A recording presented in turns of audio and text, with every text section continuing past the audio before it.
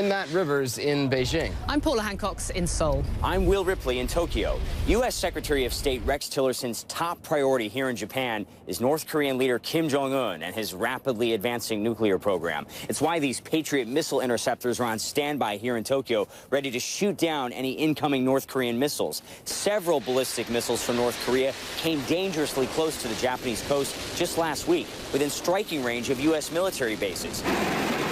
On Friday, a new round of U.S.-Japanese joint military exercises, as the Trump administration says right now all options are on the table, including a military response.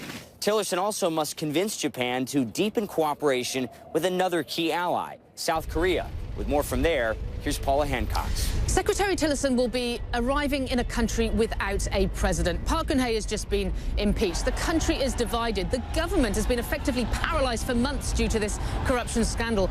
But for those still holding the fort here in South Korea, they want assurances from Tillerson that the U.S. will stand side by side with South Korea when it comes to North Korea. They also want assurances that THAAD, the U.S. missile defense system, is going to be fully operational in this country as soon as possible, knowing that the next president of South Korea, who could come in within a couple of months, may well be a liberal and might not want it. Above all, they will want to try and convince the top U.S. diplomat that it is business as usual here in South Korea, when it's anything but. After Seoul, he's off to Beijing. Here's Matt Rivers. Secretary Tillerson's meetings here in Beijing are going to be all about, well, another meeting. A senior U.S. administration official tells CNN that there is a tentative agreement in place for U.S. President Donald Trump and Chinese President Xi Jinping to meet for the first time next month in the U.S. Secretary Tillerson's visit here will be all about laying out the final details for that summit. Despite candidate Trump's fiery rhetoric, President Trump has been nearly silent on China since taking office, backing off for now on threats about imposing tariffs and the One China policy. Chinese officials have pointed to that as a sign of smoother ties ahead.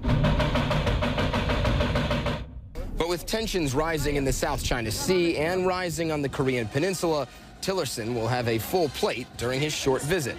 The Chinese will make sure he knows they are unhappy about the controversial U.S. deployment of a missile defense system in South Korea. But expect Tillerson to express Washington's view that as Pyongyang's only major ally, China should do more to curb the threat from North Korea. For Will Ripley in Tokyo, Paula Hancock in Seoul, I'm Matt Rivers, CNN, Beijing.